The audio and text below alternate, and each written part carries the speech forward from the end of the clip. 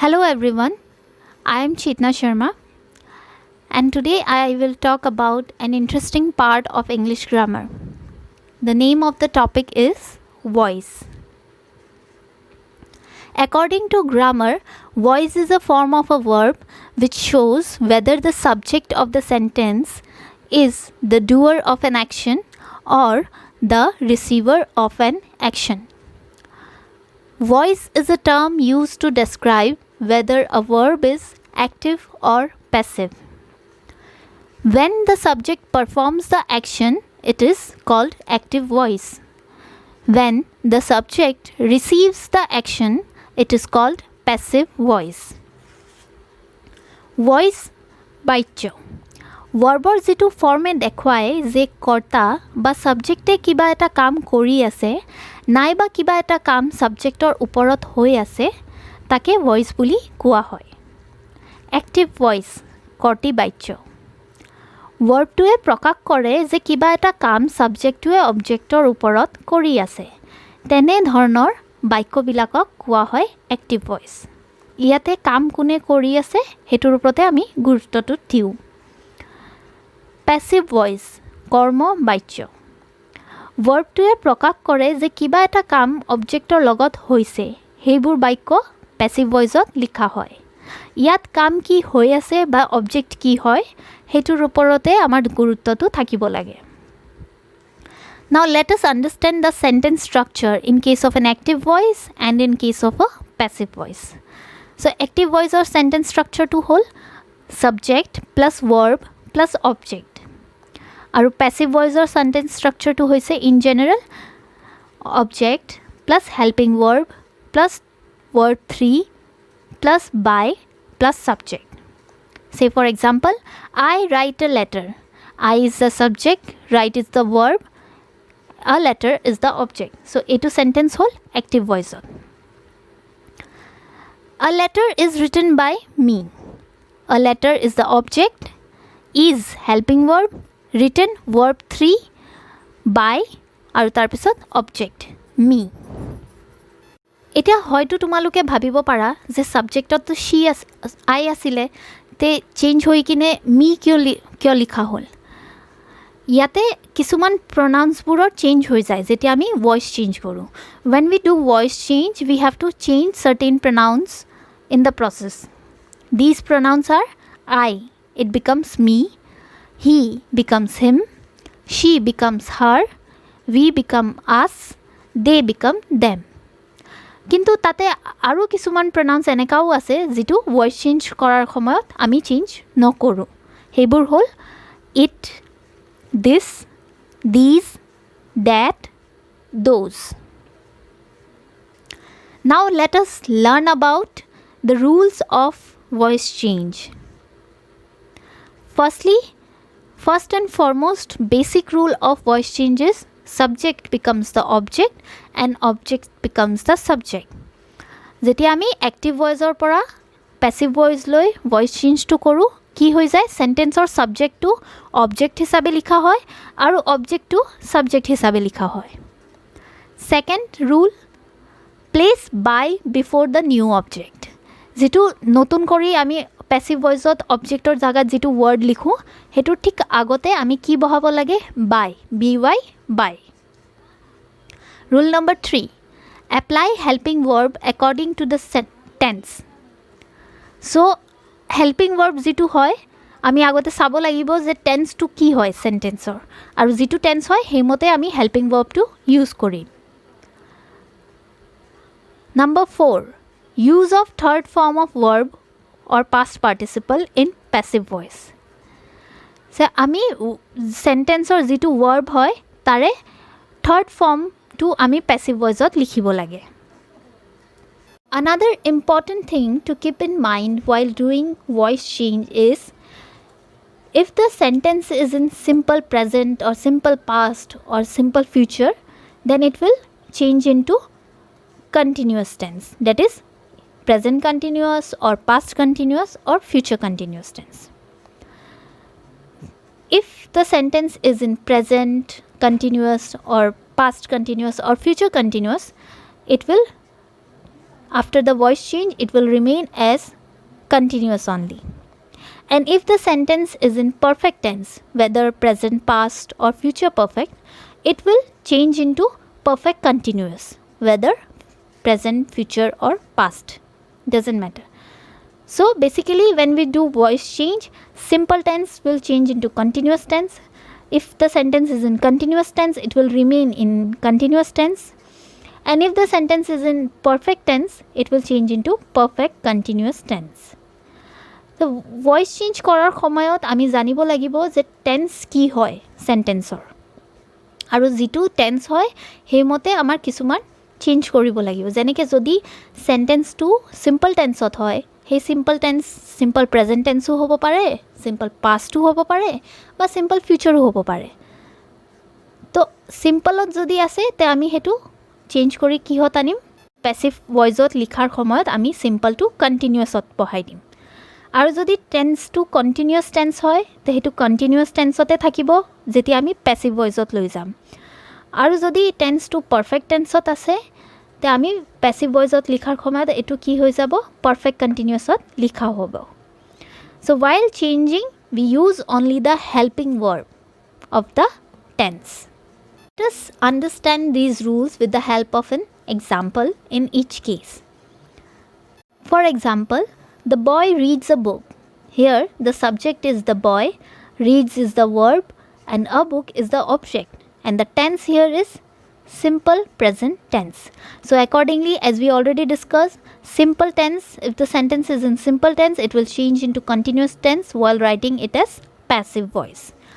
So আমি আগৰ পৰাই আলোচনা কৰি ললো যে যদি টেন্সটো সিম্পল টেন্স হয় তে আমি হেতু চেঞ্জ কৰি পেসিভ ভয়েসত লিখাৰ সময়ত কি কৰিম, কন্টিনিউয়াসত লিখিম।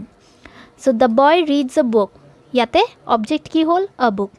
So sentence structureৰ হিচাপে যেটো sentence structure হয় object plus helping verb plus third form of the verb plus by plus subject.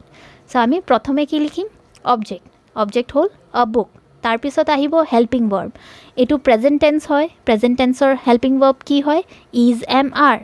So আমি helping verb লম is, তাৰ পিছত verb আছে তোমাৰ read, readৰ third form read থাকিব, তাৰ পিছত আহিব by, আৰু তাৰ পিছত subject যেটো কি হয় boy.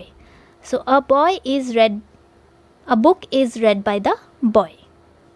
Now in case of continuous to continuous, say for example, she is riding a bicycle.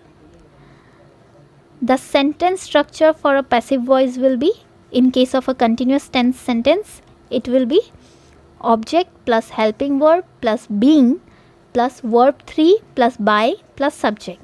যেহেতু সেন্টেন্স কন্টিনিউয়াস টেন্সত আছে হেতু কন্টিনিউয়াস টেন্সতে থাকিব, আৰু ইয়াৰ সেন্টেন্স স্ট্ৰাকচাৰটো কি হ'ব, যেতিয়া আমি পেসিভ ভয়েসত লিখিম তেতিয়া object plus helping verb plus being, being plus third form of verb plus by plus subject. So she is riding a bicycle, ইয়াতে সাবজেক্টটো হৈছে she আৰু অবজেক্টটো হৈছে bicycle. So প্ৰথমে আমি অবজেক্টটো লিখিব লাগিব a bicycle, তাৰ পিছত আহিব তোমাৰ helping verb যেটো হ'ব is, তাৰ পিছত বহিব being, a bicycle is being, তাৰ পিছত riding or third form কি হৈ যাব, ridden. So a bicycle is being ridden, তাৰ পিছত আহিব by আৰু she হৈ যাব her. So a bicycle is being ridden by her. এতিয়া perfect to perfect continuous. Suppose for example the sentence is in perfect tense, present perfect tense. He has done the work. এটো present perfect tense ত আছে. So perfect tense ত থাকিলে কি হৈ যায়, perfect continuous ত লিখা হয়. So ইয়াতে passive voice or sentence structure to কি হ'ব, যেহেতু এটো perfect tense or perfect continuous ত যাব.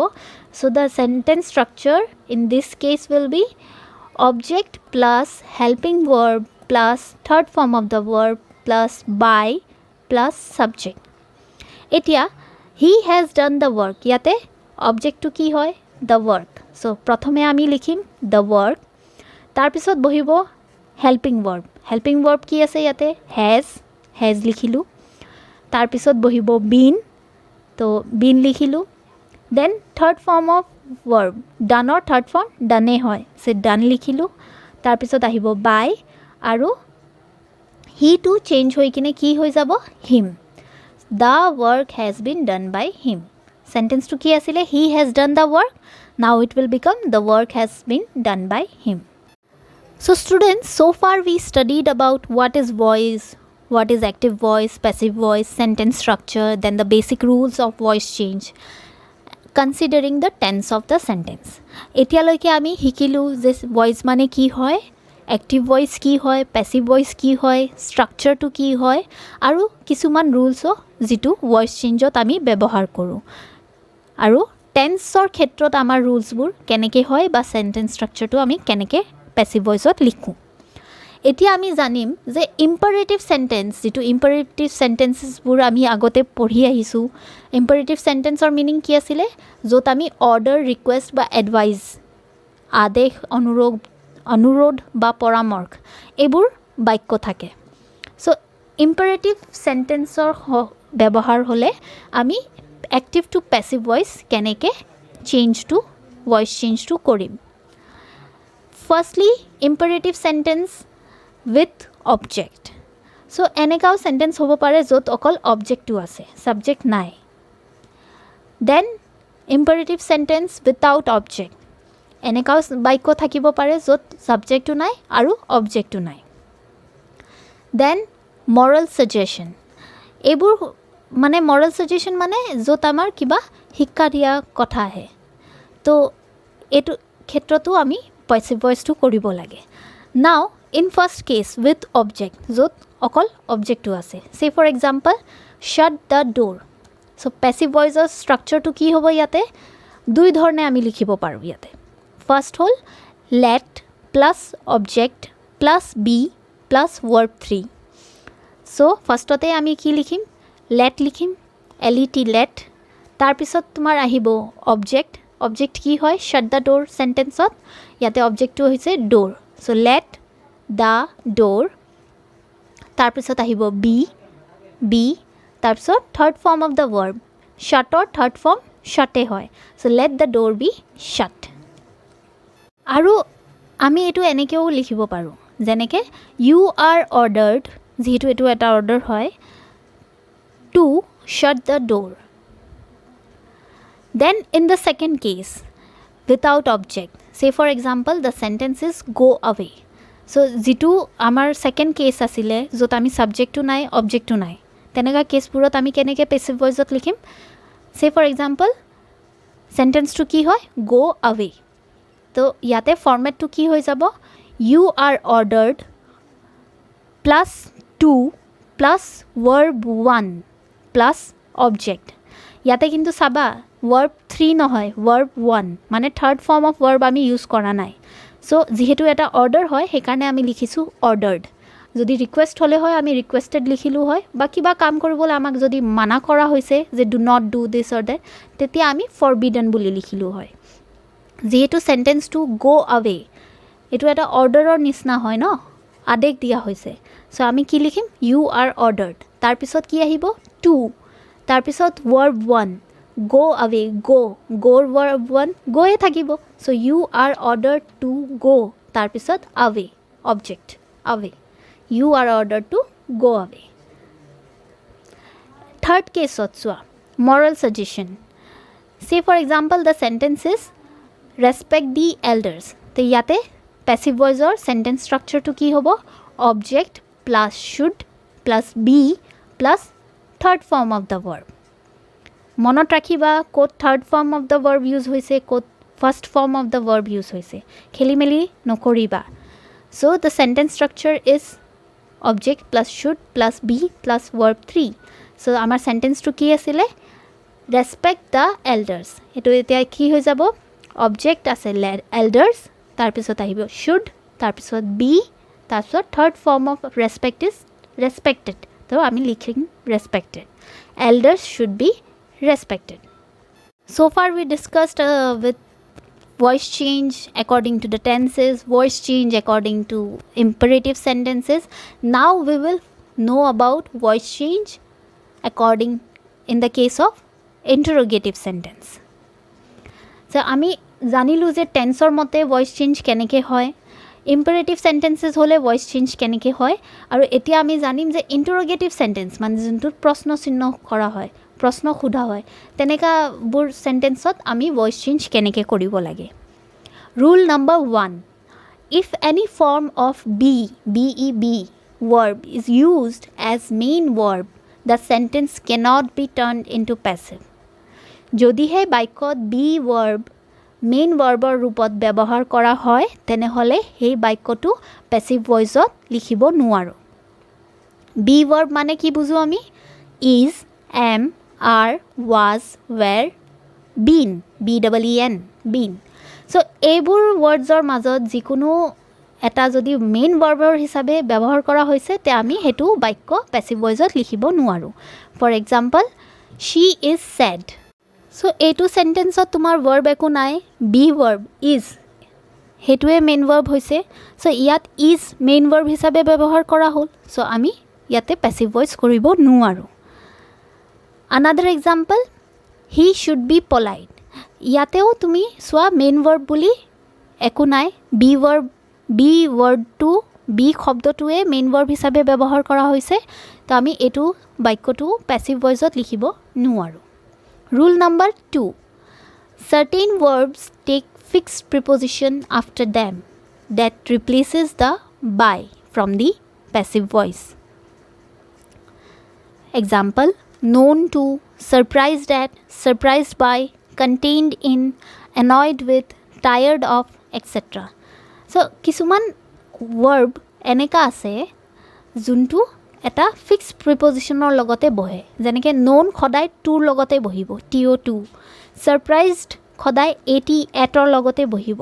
চ' তেনেকৈ বহুত ৱৰ্ডছ আছে ভাৰ্ব যোনে ফিক্স প্ৰপজিশ্যনৰ লগতে বহে। চ' তেতিয়া আমি কি হৈ যায়, আমি পেছিভ ভইচৰ লিখাৰ সময়ত আমি এই বাইটো গুচাই দিব লাগে। In the passive voice of interrogative sentences, we start the sentence with the helping verb that goes with the object. So, আমি যেতিয়া passive voice ত লিখোঁ, এটা interrogative sentence যেতিয়া passive voice ত লিখোঁ, তেতিয়া আমি helping verbৰ পৰা start কৰিম। তাৰপিছত objectটো আহিব আৰু তাৰপিছত যেনেকৈ যি বহিব লাগে সেইটো বহিব। For example, have you done the homework? Question mark. So, ইয়াতে চোৱা ফাৰ্ষ্টতে কি আহিছে? helping verb আহিছে। তাৰপিছত তোমাৰ ইউ ডান দ্য হোমৱৰ্ক মানে তোমাৰ অবজেক্ট, ভাৰ্ব আৰু ছাবজেক্ট। চ' এইবোৰতো তোমাৰ নৰ্মেল ইণ্টাৰোগেটিভ চেণ্টেন্স অকল এনেকাই কুৱেশ্যন নাথাকে নহয়, তাতে হোৱাট, ৱাই, হাউ, ৱেন, ৱেৰ এইবোৰ কুৱেশ্যনো থাকিব পাৰে। চ' তেনেকুৱাবোৰ ইণ্টাৰোগেটিভ চেণ্টেন্সক আমি পেছিভ ভইচত কেনেকৈ লিখিম? WH questions rules, that means why, how, when, where and what. এইবোৰ ৱৰ্ডছ থকা চেণ্টেন্সবোৰক আমি পেছিভ ভইচত কেনেকৈ লিখিম? Because these sentences are also' part of interrogative sentence. If you want to change the voice of an interrogative sentence which belongs to WH family, WH family means why, how, when, where, what, we have to add the WH word before the interrogative form of the sentence. Passive ভইচত লিখাৰ সময়ত কি কৰিব লাগিব? সেই WH ৱৰ্ডটো হোৱাটে হওক বা ৱায়ে হওক বা ৱেনে হওক যি শব্দই নাথাকে কিয় সেইটো আমি প্ৰথমতে লিখিব লাগিব, তাৰপিছত আমাৰ বাকীবোৰ বস্তুবোৰ বহিব। যেনে for example, why have you broken the glass.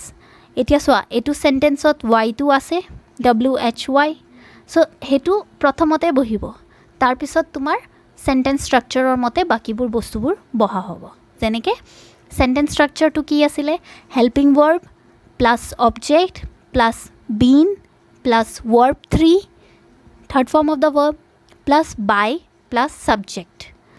So' why have you broken the glass, ফাৰ্ষ্টতে ৱাই আহিব, তাৰপিছত তোমাৰ হেল্পিং ভাৰ্ব আহিব হেজ, ৱাই হেজ, তাৰপিছত আহিব অবজেক্ট দ্য গ্লাছ, তাৰপিছত আহিব বিন, তাৰপিছত third form of the verb broken, তাৰপিছত আহিব বাই, তাৰপিছত subject you. So' why have you broken the glass sentence ষ্ট্ৰাকচাৰৰ মতে কি হৈ যাব? Why has the glass been broken by you. সদায় মনত ৰাখিবা যে কুৱেশ্যন মাৰ্কটো বহাব লাগে Well, now in case of who and whom, WHO and WHOM, the rule is different. The sentence structure is by whom plus helping verb plus subject plus third form of the verb question mark. যদি আমাৰ সেন্টেন্সত who বা whom থাকে তেতিয়া ৰুলটো একে নহয় তেতিয়া আমাৰ sentence স্ট্ৰাকচাৰটো কি হৈ যায় ফাৰ্ষ্টতে আমি লিখিব লাগিব by whom তাৰপিছত আহিব হেল্পিং ভাৰ্ব তাৰপিছত আহিব সাবজেক্ট আৰু তাৰপিছত লাষ্টত আহিব তোমাৰ third form of the verb আৰু question mark for example who read the Ramayana question mark so' ফাৰ্ষ্টতে কি বহাম চেণ্টেন্স ষ্ট্ৰাকচাৰৰ মতে by whom তাৰপিছত helping verb by whom was তাৰপিছত আহিব সাবজেক্ট দ্য ৰামায়ণা তাৰপিছত আহিব third form of the verb ৰোটৰ কি হৈ যাব written right wrote written so' who wrote the Ramayana question mark by whom was the Ramayana written এতিয়া চোৱা ইয়াতে টেন্সটো কি আছিলে পাষ্ট টেন্স আছিলে চিম্পল পাষ্ট আছিলে সেইমতে চব বস্তুৱে আমি ন'টিছ কৰি লিখিব লাগিব for example whom have you invited ইয়াতে হুম ষ্টাৰ্ট হৈছে তো হুম যদি এক্টিভ ভইচৰ চেণ্টেন্সত আছে তেতিয়া পেছিভ ভইচৰ ষ্ট্ৰাকচাৰটো কি হ'ব WHO who plus helping verb plus been plus third form of the verb plus by plus subject whom have you invited will be written as who has been invited by you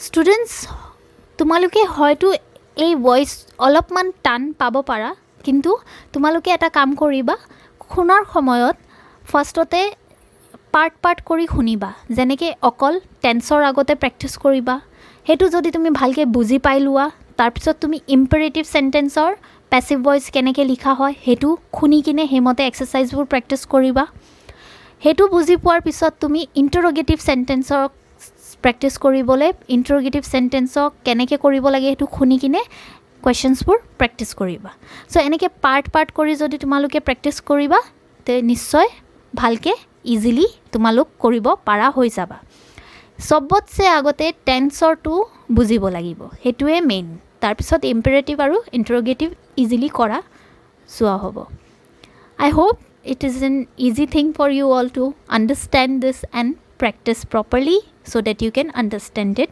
better. Thank you.